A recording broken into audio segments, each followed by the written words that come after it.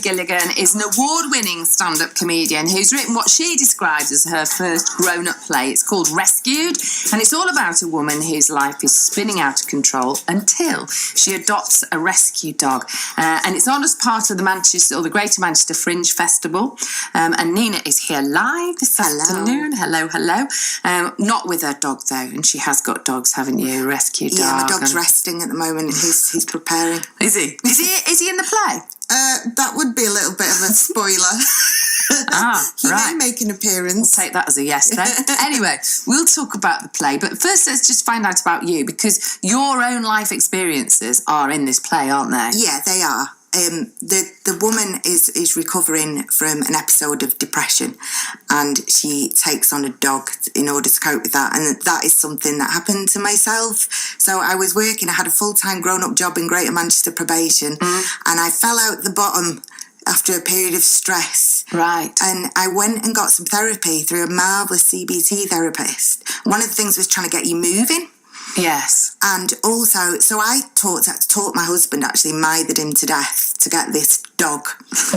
So me and Betty were left alone to our own devices. Is that the dog? Yeah. So Betty, but I credit Betty with sort of helping me through, because even though I wasn't feeling like I wanted to look after myself, I did want to look after this small dependent animal, really. And we were just talking, weren't we, about the benefits of exercise. Absolutely.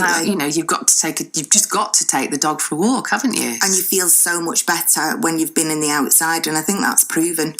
So you, as you say, you worked in the probation service. Yes. And special needs, I think, education as well, didn't you? So how do you make the leap from that into comedy? Years and years ago, I had trained as an actor, and the play kind of touches on this as well, and I'd stopped doing what I suppose I felt passionate about, because I had children and there were proper things to do, like bring money in, and then I did all that and I loved it, so I'm not kind of blaming the children, but I did wait a long time.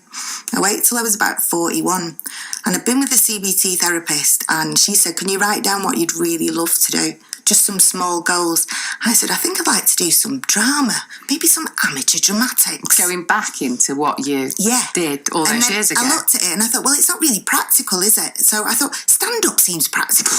I can write it myself, I can go and perform, I can get home and get up with the kids in the morning. So it was a pragmatic decision, but it was also a love of comedy, if I'm honest, because I'd always got cast in the sort of character comedy actress roles. So you knew that you could make people laugh. I knew I could make people laugh. I knew I could stand up on stage. I didn't know if I could write. So that was the big leap. But you knew you could stand up on stage and make people laugh. Yeah. Oh, wow. Well, not necessarily those two things together, Becky. I think they were separate at that point. Yeah. I could make people laugh, like, in my living room, and I knew I could perform in a play. I can even tell, you can tell when you meet people, you've got funny bones. Thank you. You have that way with you. Yeah, I can see. You've written, though, for children's theatre. I did write some for children's theatre. After I graduated, I was working in Scotland, and I was an artistic director at a local council, and I did some writing for children in the area, and it was children that maybe were, disadvantaged in lots of ways, and it was about getting them on stage and experiencing and theatre in a really quality way. So the production values we tried to do were really high, and I used to write for them. But here you are, as you say, with your first grown-up play. Yeah. Yes, so the dog may or may not...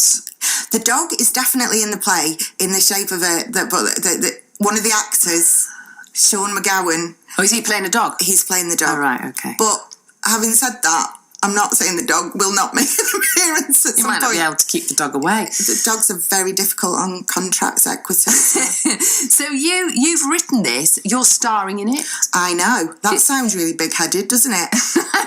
I've written a part for myself.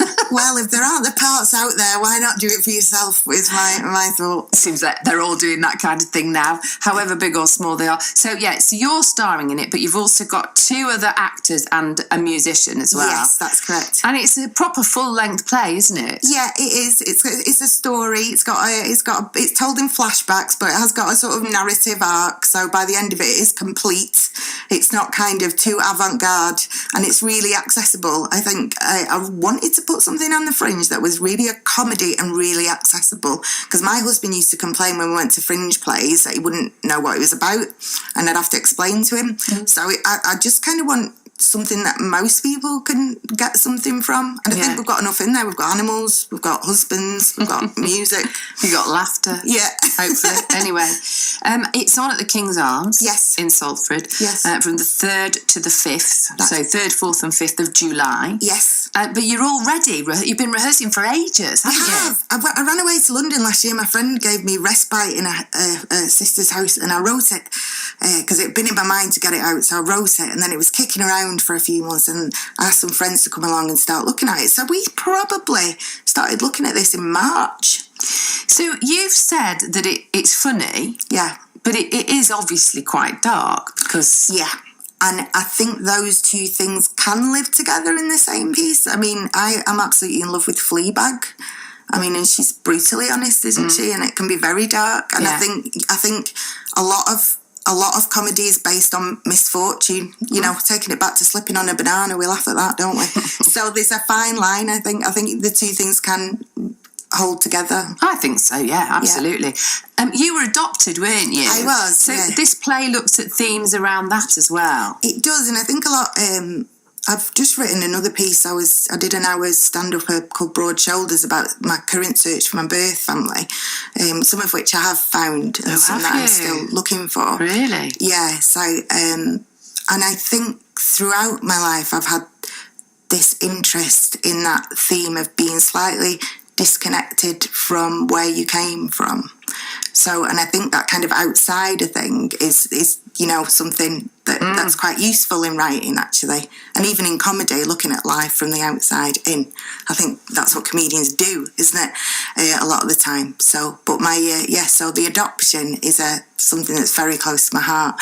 And maybe the next play, we'll look at that a little bit more closely. Has it been, I mean, I'm just, and a lot of people listening now will be just thinking about what we watched last night on television, Long Lost Family. Yeah, it was bad. I can't watch those.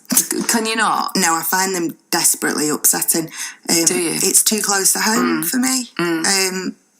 I could imagine that. Yeah, my birth mother, I was born in Salford actually, and my birth mother I did discover when I was 35. She'd actually passed away, but I did find a brother who I have contact now with, and he's lovely, and his family, but I have been looking for the birth father. So isn't it incredible though that you've got a relative there that you didn't know you had, and there is a relationship? There is, and it was funny when I met him because I was quite a pretentious child, really. All my dad was into football and my brother was into, you know, boys things, and I grew up being into the arts. So I was slightly, and then when I met him the first time, he went, I went to uni and I did drama and English, and I was like, oh, it's genetic pretentiousness. Brilliant. Listen, it's lovely to meet you. Oh, it's been a pleasure. Very good luck with Rescued. That is the name of the play. Thank you. And it is on, as we said, at the King's Arms in Salford, the 3rd, 4th and 5th of July. And then who knows where it will go from there. Let us see. Let us see. Nina, lovely to see you. Thank you for joining me. And that's it from me for today. Thank you for your company. Phil Trow is with you next. And I'll be back with you tomorrow for the lunchtime show. Here's Robbie.